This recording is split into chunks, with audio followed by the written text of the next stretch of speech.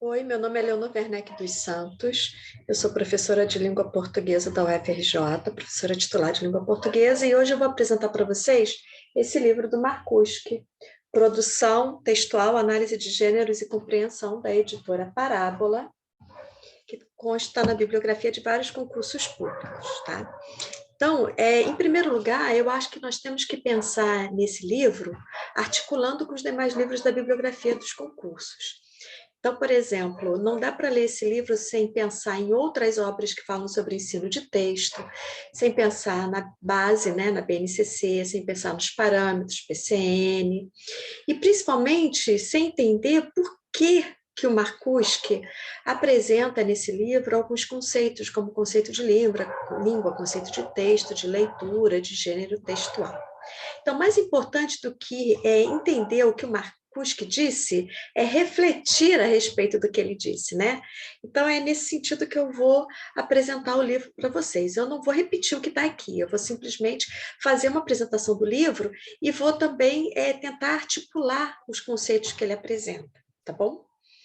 Bom, em primeiro lugar, eu acho que vale a pena todo mundo conhecer um pouco da história desse livro, né? Esse livro foi publicado em 2008, numa época em que o Marcuschi estava doente, ele faleceu há alguns anos, e essa publicação foi uma homenagem de ex-alunos e de colegas publicando um material que circulava nas pastas, aquelas famosas pastas de Xerox que nós usamos nos nossos cursos, né? No caso, o Marcuschi usava esse material na disciplina Linguística 3 da Universidade Federal de Pernambuco. Então, era um material de sala de aula, um material didático. Por isso, inclusive, que tem exercícios ao final de cada capítulo, né, de cada unidade. E esse livro surgiu juntando esses materiais, dando uma cara editorial a esses materiais para que ele virasse um livro, né, para que o material virasse um livro. Então, são 4 tópicos principais nesse livro que têm uma divisão didática, porque, na verdade, os temas se complementam. Então, primeiro, o Marcuschi faz uma apresentação da linguística no século XX, aí ele fala de processos de produção textual, depois de gêneros textuais no ensino da língua e de processos de compreensão. Então, mais uma vez, é importante entender que essa divisão é uma divisão didática. E a ênfase do livro é claramente a sala de aula. Então, a gente percebe, inclusive, que esse livro é uma apresentação, é bem uma cara de uma disciplina de graduação, né? Vem uma apresentação mais geral até chegar em algo mais específico. E é assim que nós temos que ler esse texto. Então, vamos começar pela parte inicial do livro, que o Marcuschi intitulou, quer dizer, que os organizadores do livro intitularam como Preliminares, Linguística no século XX. Esse capítulo faz um passeio pelos estudos linguísticos, desde Saussure, né, falando rapidamente das dicotomias, passando pelas pesquisas estruturalistas e funcionalistas, inclusive tem um quadro muito interessante na página 43, que vale a pena ser lido com atenção, até chegar às teorias eminentemente interdisciplinares, como o autor chama, né? Que ele cita como exemplo a linguística de texto, a análise do discurso. Então, ele apresenta que atualmente predomina uma visão sociocognitiva, principalmente na linguística de texto. E é essa perspectiva sociocognitiva e interacional da linguística de texto que ele vai apresentar no restante do livro, né? Vale a pena ler com atenção os itens, os esquemas, os quadros que o Marcuschi apresenta da página 39 à página 43. Ele vai sintetizando todo esse percurso da linguística no século XX. É lógico que esse capítulo é um capítulo introdutório, é um resumo, né? Para situar o aluno, né, que esse material foi pensado no aluno de graduação. Então, para situar o leitor nas pesquisas linguísticas do século XX. Então, ele não é um capítulo que aprofunde as reflexões sobre as diversas linhas da linguística, né, os diversos pressupostos teóricos. Só faz mesmo um panorama. Então, por isso que eu falei desde o início que esse livro tem que ser lido junto com outros livros para complementar, né? Então, esse capítulo introdutório serve para situar o leitor nas pesquisas linguísticas. E aí ele vai terminando falando dessa perspectiva sociocognitiva interacional que predomina na linguística de texto atualmente, né? Esse atualmente também tem que ser lido pensando a partir do século XXI. Então, ele faz um percurso da linguística do século XX e ele já vai apresentando algumas questões teóricas importantes para a linguística de texto nessa virada para o século XXI. Então, se nós pensarmos que esse material foi feito no início dos anos 2000, né? Até mais ou menos 2005, 2006, nós sabemos que algumas questões que aparecem ali merecem uma atualização, mas é um livro importantíssimo para nós entendermos como se chegou atualmente à defesa do trabalho de texto, com o texto em sala de aula, já desde os parâmetros curriculares nacionais, né, os PCN, a BNCC, então ele vai fazendo esse trajeto claramente defendendo um trabalho com uma proposta de língua e de texto mais atualizada na sala de aula. Mas o livro não fala só de ensino, ele fala também de uma perspectiva teórica. Então, ele faz um passeio, começando pela linguística no século XX, rapidamente, e depois todos os pressupostos que vêm norteando a linguística de texto, especialmente nessa virada para o século XXI. E aí, na primeira parte do livro, o Marcuse fala sobre os processos de produção textual, né? E tem uma pergunta que todos os professores deviam se fazer, que inicia essa parte. Quando se ensina a língua, o que se ensina? Então, eu sugiro que vocês assistam os vídeos que foram feitos pelos outros colegas a respeito do livro do Ciro Pocente, do livro de Dolce Chuneuli, porque todos esses livros questionam o fazer docente nas aulas de língua materna, né? Essa é a tônica, esse questionamento, o que a gente ensina quando está ensinando língua, especialmente língua materna, essa é a tônica desde a década de 1980, principalmente a partir da publicação do livro O Texto na Sala de Aula, né, que inicialmente foi publicado em 1984 pela editora da Açoeste e depois foi reeditada pela editora Ática em 1997. Então, O Texto na Sala de Aula é um livro clássico organizado por João Vanderlei Geraldi e que norteou esses documentos como PCN, BNCC, OCN, né? E essa pergunta do Marcuse, que quando se ensina a língua, o que se ensina, é uma pergunta que todo mundo deveria se fazer. Então, o autor vai apresentando o conceito de língua aos poucos, né?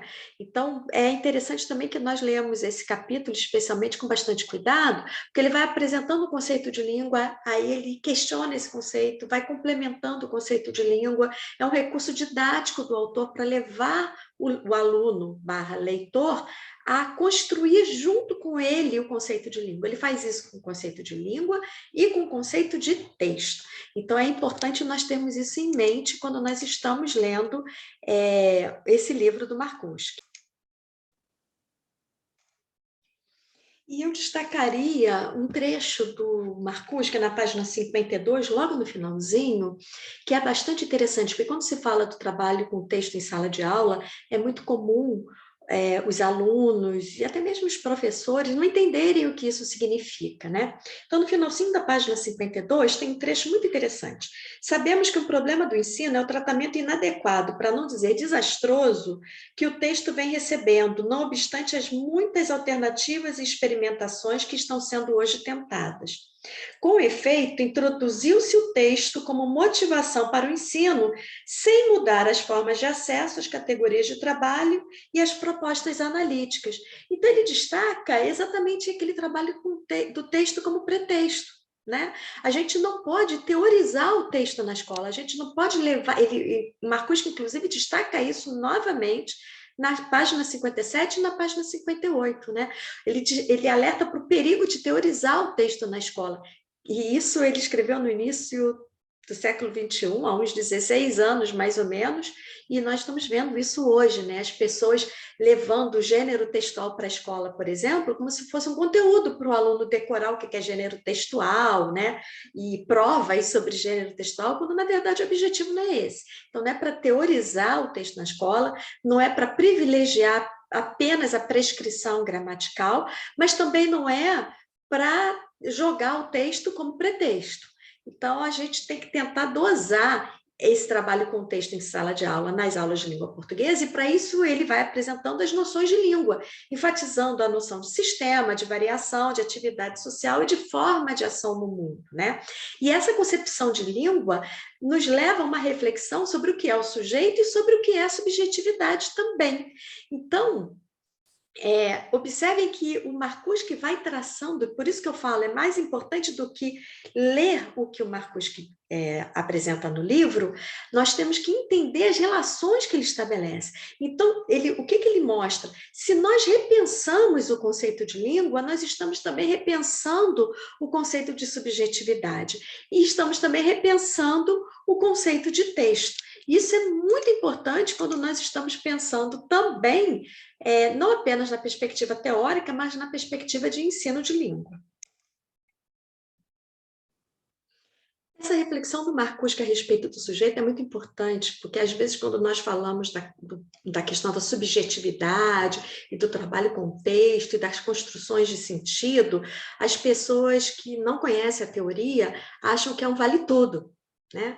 E ele destaca isso, né? O sujeito não é nem assujeitado, nem totalmente individual e consciente. Isso está na página 70, lá no finalzinho. Né? Em não sendo totalmente livre, nem determinado por alguma exterioridade, o sujeito se constitui na relação com o outro. Inclusive, ele está citando, parafraseando Pocente, né? Ciro Pocente. O sujeito não é a única fonte do sentido, pois ele se inscreve na história e na língua. E exatamente por esse motivo que a linguística de texto, já desde a virada para os anos 1990, vem sendo considerada numa perspectiva sociocognitiva e interacional, né? Então, na página 73, aparece uma definição muito interessante de linguística de texto, que também é importante destacar aqui. A linguística de texto pode ser definida como estudo das operações linguísticas, discursivas e cognitivas, reguladoras e controladoras da produção, construção e processamento de textos escritos ou orais em contextos naturais de uso. Então, observem que o Marcuse já começa definindo a linguística de texto nessa perspectiva sociocognitiva e interacional, e logo em seguida, na página 80, ele coloca num quadrinho o conceito de texto, né? Ele vai retomando Beaugrand e tal, fala, é essencial tomar o texto como um evento comunicativo no qual convergem ações linguísticas, cognitivas e sociais. Então, é uma concepção de texto que vai além do texto como produto. O texto não é um produto pronto e acabado, o texto é um processo, e como tal deve ser considerado, né? É uma concepção mais atualizada do que aquela que se tinha nas décadas de 60, 70 e 80, em que o texto era um produto pronto e acabado, e nós tínhamos que ali, o sujeito não tinha papel nenhum, ele tinha que ir lá e pescar os sentidos, né? Os significados que já estavam previstos no texto. E a gente sabe, hoje em dia, que não é assim que acontece. A construção de sentidos é um processo dinâmico, interacional, certo? Bom, então, ao longo dessa primeira parte, ele vai discutindo esse conceito de texto, né? Então, ele fala que o texto, que o sentido é situado, né? Que o sentido não é pré-existente, que o texto só é texto se alguém o considera como tal, e aí ele vai caminhando para discutir os critérios de textualidade, né? Então, a textualidade não é inerente. Um texto não é um texto simplesmente, ele só é texto quando ele é processado como um texto. Então, por isso que a gente fala tanto que os sentidos são construídos nesse processo sociocognitivo e interacional, né? Então, há textos totalmente incoerentes, aparentemente, mas que ganham coerência quando estão contextualizados, como piadas e memes, por exemplo. Né? Ou uma história contada por uma criança que está aprendendo a falar, e às vezes, se você pegar a história, ela não tem nem início nem fim, mas você consegue entender o texto porque você está interagindo com a criança. Então, é interessante notar como Marcuse vai inserindo exemplos, né? E vai falando também da questão da multimodalidade, aí já é mais na página 94, 95, mas ele não aprofunda esses conceitos, tá? Esse conceito de multimodalidade. E logo em seguida, né, na página 96, até o final dessa parte toda, até a página 133, o Marcuse vai falando dos critérios de textualidade. É muito interessante que o Marcuse reitera várias vezes que os critérios de textualidade não existem por si sós. Eles não podem ser tomados como isolados. Então, não são 7 critérios isoladamente, eles se complementam. Não adianta a gente ficar decorando o que é aceitabilidade, o que é informatividade. Ali são marcas, são pistas que fazem do texto um texto, e eles têm que aparecer interligados, né? Então, o Marcuse apresenta cada um deles detalhadamente, didaticamente, mas ele, logo de cara, ele já fala, olha, coesão, por exemplo, e coerência tem que ser tomados em conjunto, né? Então, ele vai apresentando esses critérios, vai discutindo esses critérios de textualidade, mas não considera que eles têm que ser tomados de maneira estanque. Então, é importante a gente entender isso, né? Ler esses critérios, mas entender que eles atuam em conjunto. E, dependendo do texto, um vai sobressair em relação ao outro, né? Quando ele fala também de organização tópica e progressão referencial, eu sugeriria que quem quiser mais informações a respeito, que busque ler o livro Ler e Compreender, da Ingeborg Koch e da Wanda Elias, um livro publicado em 2006 pela editora Contexto, que dá detalhes sobre os critérios de textualidade e especialmente sobre organização tópica e progressão referencial. Tá? E aí nós chegamos na segunda parte do livro, que se intitula Gêneros Textuais e Ensino de Língua. Então, nessa parte, o autor faz um grande resumo teórico, e é uma parte que tem que ser lida junto com outras obras que o autor vai citando ao longo da sua abordagem, né?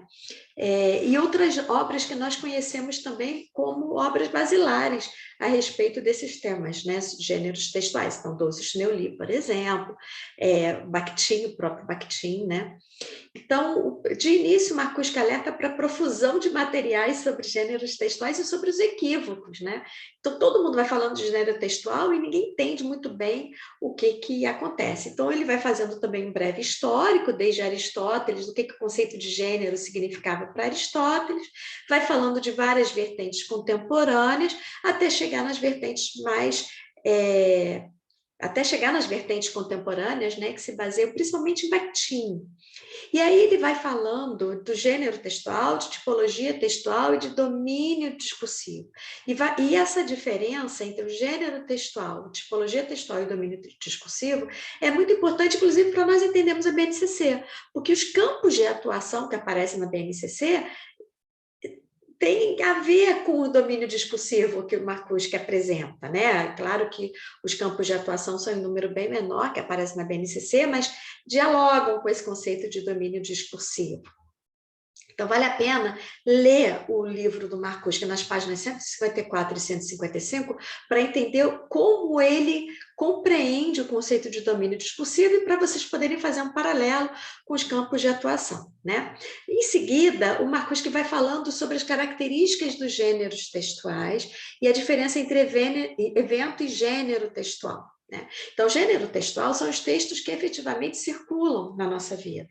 São os textos com os quais nós temos contato. Eles são construídos socio-historicamente, né?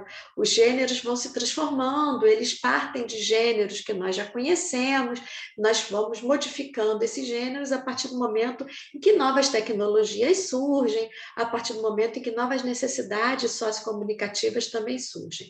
E na página 170, o Marcuse fala da intergenericidade dos nomes que nós damos aos gêneros, né? É muito difícil definir os gêneros e dar nome aos gêneros, e a gente percebe isso principalmente com gêneros chamados gêneros digitais, que nós às vezes não sabemos nomear, né? O texto que nós enviamos via WhatsApp é o quê? É um recado? É um post? É uma mensagem? É um torpedo? Todos esses nomes já circularam relativos a outros gêneros, e aí conforme esses gêneros vão caindo em desuso e vão aparecendo outros, nós vamos tendo que renomear. Então é muito interessante essa conceituação de que os gêneros são relativamente estáveis, mas eles se configuram como plásticos, né? Existe uma plasticidade nos gêneros, porque eles vão se adequando a variadas situações interacionais. Então, é difícil mesmo nomear. É interessante quando o Marcuse assume essa dificuldade, né? Que às vezes nós achamos que temos que ter resposta para tudo, e o próprio Marcuse fala, não, eles são tão plásticos, eles vão variando tanto, que chega uma hora que nós temos dificuldade mesmo de nomear. E mais a seguir, né, na página 173, o Marcuse levanta a problemática do suporte.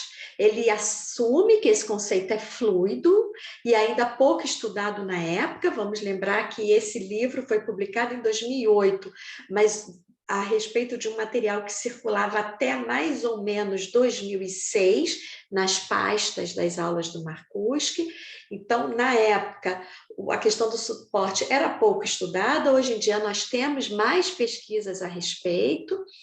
Eu sugiro, inclusive, que vocês procurem obras do Adair Bonini, que é um professor que vem discutindo muito a questão do suporte, mas o Marcuse levanta essa problemática, né? É um conceito fluido que merece mais estudos, e a gente sempre tem que pensar no gênero em relação ao suporte também, né? Em seguida, o Marcuse debate a respeito dos gêneros orais e da relação fala-escrita. Nesse trecho, pela página 197, mais ou menos, a gente percebe um nítido diálogo com o livro dele de 2001, da editora Cortez, da Fala para a Escrita, Atividade de Retextualização. E, inclusive, o Marcuse assume isso na breve apresentação que ele faz, que ele vai retomar algumas outras obras dele, né? Então, nessa hora em que ele fala dos gêneros orais e da relação fala-escrita, ele dialoga com esse livro de 2001, falando do contínuo entre fala e escrita, né? E depois fazendo um comentário sobre os gêneros emergentes na mídia virtual.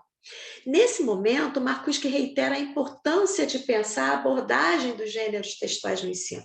Então, ele falou dos gêneros textuais, falou sobre a polêmica dos suportes, falou sobre tipologia, falou sobre multimodalidade, falou sobre gêneros, sobre o contínuo, fala escrita, falou sobre os gêneros virtuais, que são gêneros emergentes, e ele conclui essa parte falando sobre a importância de discutir os gêneros textuais no ensino e cita Douglas Schneuli. Tem um vídeo aqui também sobre o livro do Douglas Schneuli, né? Principalmente sobre gêneros orais no ensino e sobre as sequências didáticas. Então, o Marcuse, vejam como ele é didático também, né? Ele vai citando toda uma referência bibliográfica sobre gêneros textuais e sobre ensino. E a terceira parte, terceira e última parte, é sobre os processos de compreensão. Então, ele começa levantando questionamento a respeito do sentido literal, né? E sobre as inferências que são levantadas quando nós estamos lendo. Parte para os equívocos sobre leitura e compreensão, né? Que às vezes as pessoas acham que existe uma leitura correta, uma leitura melhor do que a outra, o que é compreender o texto, o que é interpretar o texto. E aí, de uma maneira extremamente didática também, o Marcuse vai retomando os conceitos apresentados nas outras partes do livro, né, do material que ele elaborou, mostrando como os conceitos apresentados nas outras partes estão relacionados. Então, é muito importante ler esse livro seguindo essa ordem, né? Ao invés de ficar pulando, que às vezes a gente quer pular, né? Vou ler primeiro a parte de compreensão. Não é esse livro é interessante ser lido realmente seguindo a ordem dos capítulos, porque ele vai do geral para o mais específico, e quando ele chega no final, ao falar de compreensão, ele retoma tudo que foi dito antes, de uma maneira bastante didática, né?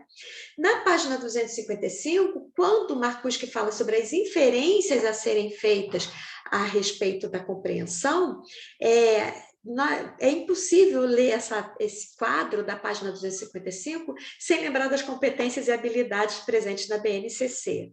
Então, a gente percebe claramente que a BNCC bebe na fonte de várias dessas obras que ele cita aqui no próprio livro do Marcuse, né? Na página 256, o Marcuse fala da compreensão como um processo também, e aí ele retoma um texto dele interessantíssimo, de 1996, em que ele fala das atividades de compreensão ou de copiação, né, um artigo que é fácil de encontrar na internet, da revista Em Aberto. Então, um texto, se vocês jogarem na internet, no Google, Marcusque, 1996, Em Aberto, vocês vão achar esse artigo em que ele fala sobre os horizontes da compreensão, e da compreensão como processo. E aí, logo em seguida, na página 266, o Marcusque fala dos tipos de perguntas que aparecem em livros didáticos, em materiais didáticos, na hora de interpretar o texto, né? Então, é muito interessante ler essa parte mais ao final do livro, em que ele critica a abordagem textual em alguns livros didáticos, fazendo uma análise crítica dos livros didáticos, dos materiais didáticos com os quais nós trabalhamos na escola, né?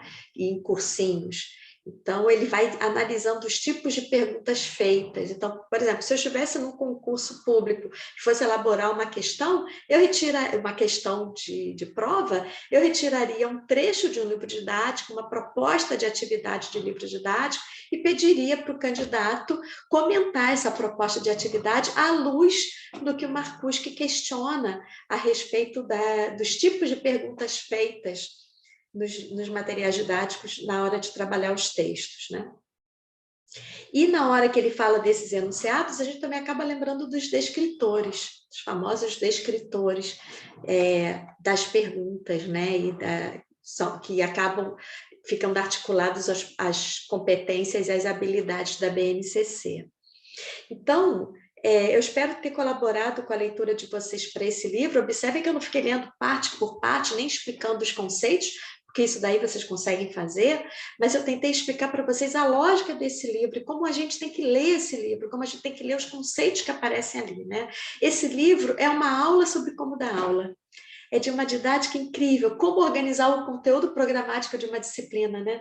A gente vai lendo para beber um pouco dessa fonte, entender um pouco da teoria, mas acaba também tendo uma aula de como dar aula, de como montar um conteúdo programático, indo do geral para o específico, retomando ao final tudo que foi dito anteriormente, né?